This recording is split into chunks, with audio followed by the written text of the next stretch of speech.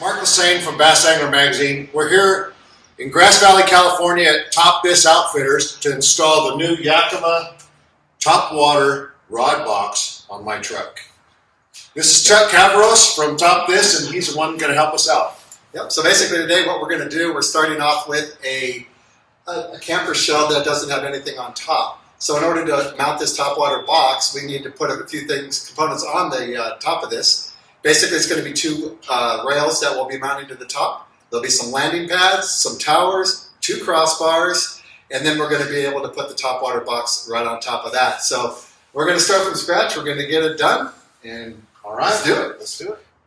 Okay, so to get this thing going here, what we need to do is, with nothing on the top of the camper shell, we're going to have a few things that we need to put on there. The first thing that we need to do is we need to put some tracks on.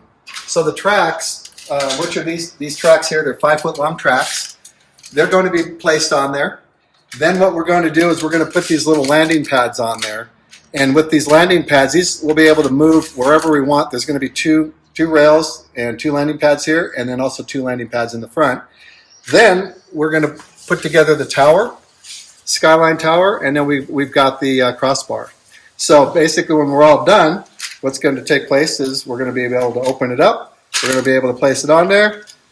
We're going to snap it closed. Now it's going to be tight and ready to go. And then we're going to be able to put the top water box on top of these towers. So this is what we got to do. So our first step is to get these rails lined up, get them as parallel as possible, and then we're just going to start putting the components together. So first off, we lay these tracks up on top and then measure them to get them as even as possible.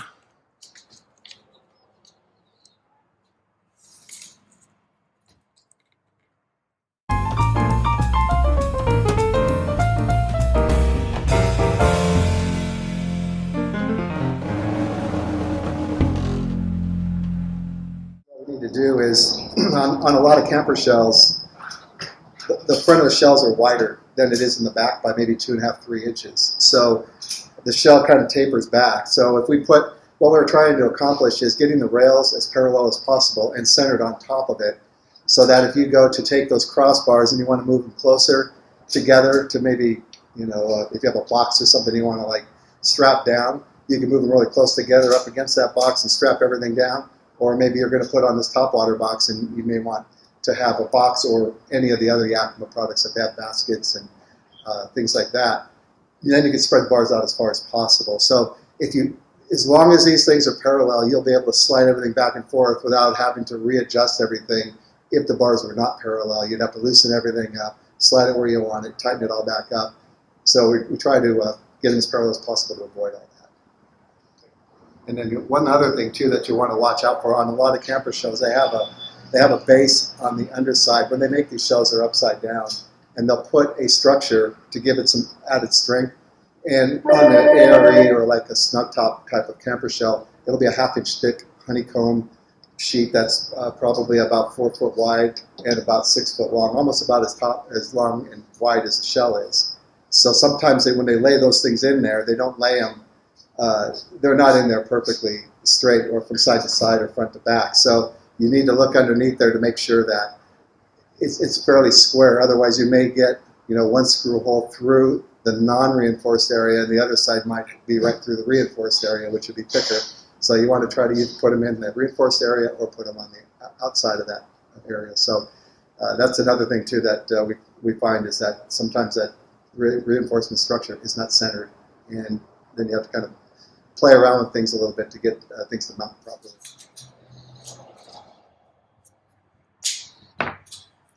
So use some painter's tape to hold the back in place. Yeah, I'm just going to mark it right now, and then I'm going to also put one across there so that the rail doesn't move.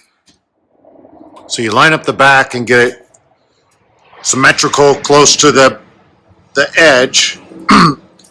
You'll screw the back down and then line up the front afterwards. Correct. Yeah, we'll try to get it right now as close as possible here. And as soon as what we're going to do is I'm going to measure from a couple of different points on the side. And again, when these shells are made, they're not exactly perfect. So if you take 2 or 3 different locations and measure maybe this edge here from here down to maybe the window or some type of a crease around the window, the inset area, or go down all the way down to the very bottom. And if you do 2 or 3 of those and do the same thing on the other side, you'll be pretty close. So none of this has to be like exact, but the closer you get it, the less problems you'll have later on when you're trying to slide things back and forth. So we're going to basically lay out the back side here. We're going to probably end up moving the fronts in, but we're going to do that after we get these first 2 holes drilled in place. And then at that point there, these will stay in where we need it, and then we'll be able to move those and make those the same width inside to inside as it is back here. Check twice, so you only drill once. Yeah, they say measure twice and drill once. Okay, I think we got it. So basically this, when we're doing this, a 3/16 bit is what you're going to need. They supply you with these.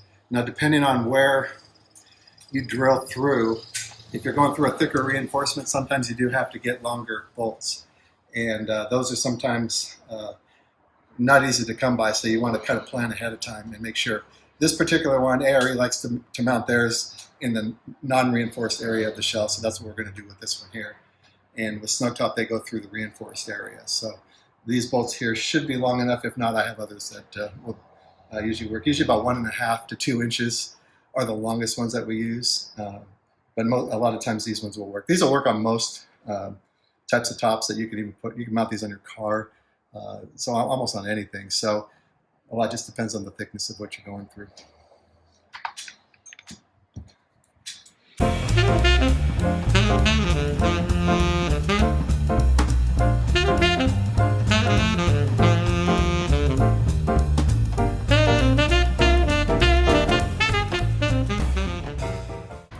So there you go. So we got our back one set up. So now we can pivot the fronts and then line those up. So right now what I'm going to do is I'm going to go ahead and measure between these 2, and then we're going to go ahead and line up the fronts. I mean, they could be parallel, but sometimes when they're parallel, they could be off like this in parallel and not square with the truck. We want them to be square with the truck, or parallel or perpendicular to the truck, however you want to look at it, and also be parallel. So we're going to measure this distance here first.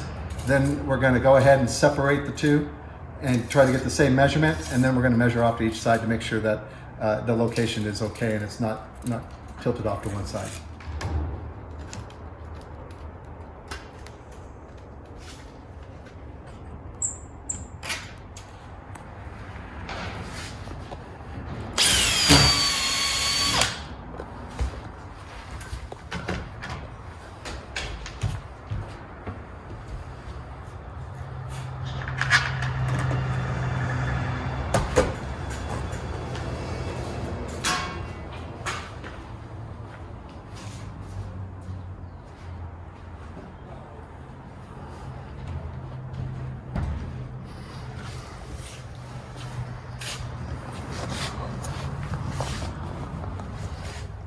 So now we put the washers on, we put some silicone on there.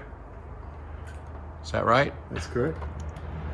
And now we put the screws in and we go underneath and tighten them up. Now, do you need all the screws in? There's a lot of holes here, like 11 holes in this rack. And yeah, so you don't need to put every single one in. I mean, they have them about every 6-7 inches, but you don't really need to do every one. Basically, every other one would probably be sufficient. In your particular case, like sometimes if people have a lot of heavy things or some things that are really long, I like to put like the first 2 holes I do for sure, and then I'll alternate going through the rest of them. But just to make sure things are not going to want to pull out, those 2, and then where you put your towers too is important. But most of the time you're not putting your towers in the middle, they're going to be usually at the ends, and that's where it takes the most force. So now what we're doing, we're setting in all the bolts to hold this rail down. We've drilled the holes, we've put the sealant over each hole, put a little white washer on each of them, put the track down, and now I've run all the bolts through the holes. I haven't tightened them down yet, but one thing that you don't want to forget, because this happens a lot, in order to before you put little end caps on each of these little end caps here. You'll have to put one on each end. But before you put these end caps on, they have these little plates. So they call them little A plates. These plates here have to slide into the side, and you need to put in all 4 of them, 2 of them for each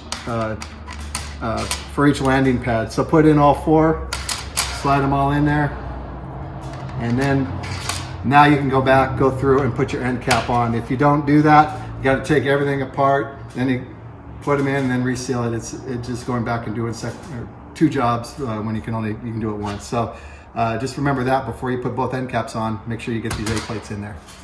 All right, so now that we have the rails on and we have those little A pads that are inside the rails there, the A pads are threaded too. I didn't really mention that. And this is the landing pad that needs to go on there. So what we do is we'll take this bolt that they supply. There's the metal washer, and then there's a plastic type of a washer. That'll go right down into that there. And then on the bottom there, this is going to go down on the track, and it's going to screw into one of those little A washers. So you're going to have 2 screws per landing pad, just like so. So just got to find those landing pads up there, line them up, and then screw them right in. And if I can find them here we go. So basically just got to find them, line them up. They give you a little Allen wrench that you can use. And just get one started, and then go about the second one. Get that started. We'll run that all the way forward like we did the other one. We'll cinch it down. This is where we're going to end up putting it. I already know what we're going to do with this. But you can slide these and tighten them down anywhere that you want. So there's that one. So after these are done, then we're going to be pretty much ready to go with putting the towers on and crossbars, and then we'll finally get to the top water rack or box. And they don't have to be overly tight.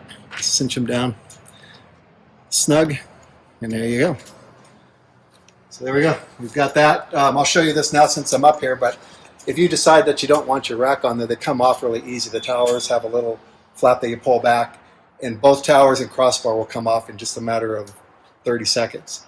They do give you a cover, and these covers you can use when you're not having the rack on there. They just snap in place, give it a little bit better look when you're not using your rack. So they come with the caps.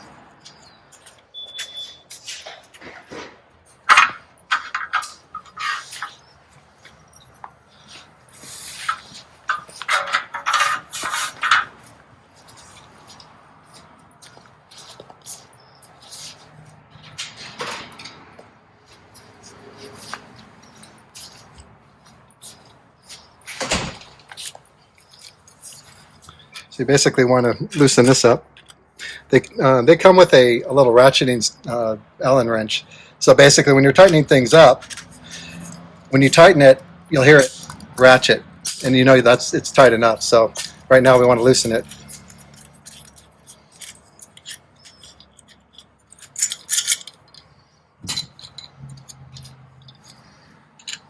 And we're going to want to snap one of these in.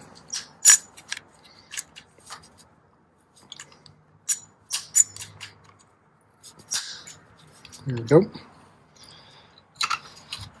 Go to the other one here.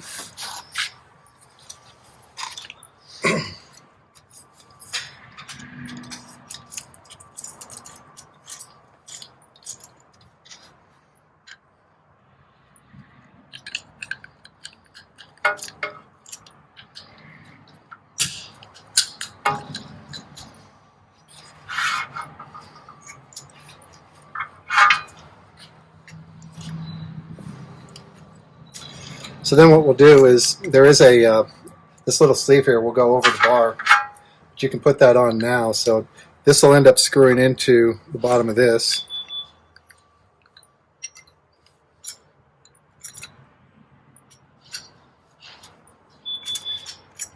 And then when you loosen that up, you'll be able to access a little screw in here. So now we've got things basically put together, got our rack together. Now we're ready to put the top water box on. So a couple things about the top water box. It does have, in order to clamp this, basically there's a plate that goes on the inside. And there are some grooves that are on the bottom of this box here. this thing will slide right around, so you have some adjustment on where you want to put it. Then you have this piece here that will go underneath here, underneath the bar, and go through and connect to that plate. So the important thing about doing this part here is determining where you want the box. And so this is like a 6.5 foot bed. And one thing that you need to be aware of is if you have an SUV or you have anything that has a door that opens from the back, is making sure that you pull that door all the way up and make sure that you have clearance. Some doors come up a lot, so you may have to slide this forward, and some don't. Like this one here, we can bring this thing back even further. We chose to put it in this position for a couple reasons. One is to be able to access it. We can keep the door down. We're on the tailgate. We can access everything here really easy. And then on the front, what we've decided is that the easiest way to get to it without any other type of assistance with a stool or something like that is getting in from the, I'll show you, from the opening up the door. So we'd be able to get up in here and get all the rods and everything that we need up here. So we're gonna position it here. We have access here. We have access from the back. That's pretty much all we're gonna need. There are other types of steps that you can get, or something to help assist get you up. Those things are available. Different vehicles have different options, but those are some things that after you get this thing up there and find out where you want things located, there are other ways to get up here. So there are steps that you can get from the side, a step you can put over the tire. So there are ways to get up here. So that's basically it. So we're going to go ahead and clamp this thing on. Then what we're going to do is just be able to open and close it easily. The other thing that is nice about this particular box, there's no front or back. So if you want to put this on the driver's side, you flip this thing completely around. This lid only opens one way. So if you're going to put it on the driver's side, you flip this thing around so you have access like we do here, but on the driver's side. So real simple. I think this thing is, this will be a winner for a lot of you guys. It's so easy, and carrying 8 rods and reels at one point without having to keep taking them apart is going to be a game changer. So I think that's going to be about it. After we get this thing all cinched up, we'll show you what it looks like at the end, and we'll go from there.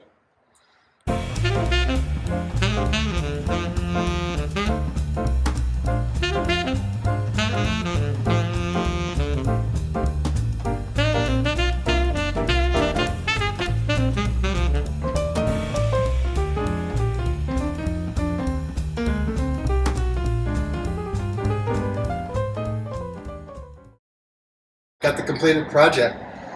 We got the Yakima top water box. We got the racks on here with core bars. It's a done deal. So basically what we've decided to do on this particular vehicle is the crossbars you could get in different lengths. We decided to keep them longer because we may be putting other things on here. So if you're going to put maybe a kayak plus one of these on here, 2 kayaks plus one of these, the longer the bars you have, the better.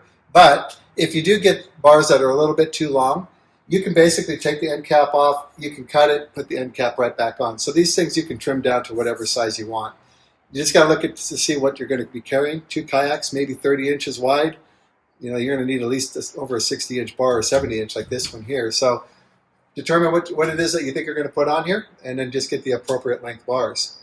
So that's basically it. I mean, if you guys have an interest in this or any other type of Yakima product, Yakima makes, if you want to put ladders, lumber, skis, bikes, kayaks, canoes, you name it, on a rack like this, they've got everything to work with this. And the other nice thing about these type of racks is that once you buy a system like this can go on another vehicle with very little money, if any, additional money on any other vehicle. If you can use the same towers on the next vehicle, you're good to go. Maybe the worst thing is you have to take a tower and change the tower, but you can take everything from here on up onto any other vehicle. So it's super flexible, and it's something we sell a lot of these racks throughout the years, and it's just for that, because people don't have to keep buying racks every time they get a new vehicle. So there you go. Any questions, give us a call, Top This, 844 Top This, and you can catch us online too at topthisoutfitters.com. So that's it. Thank you guys for spending the time with us, and you guys will see you out on the water.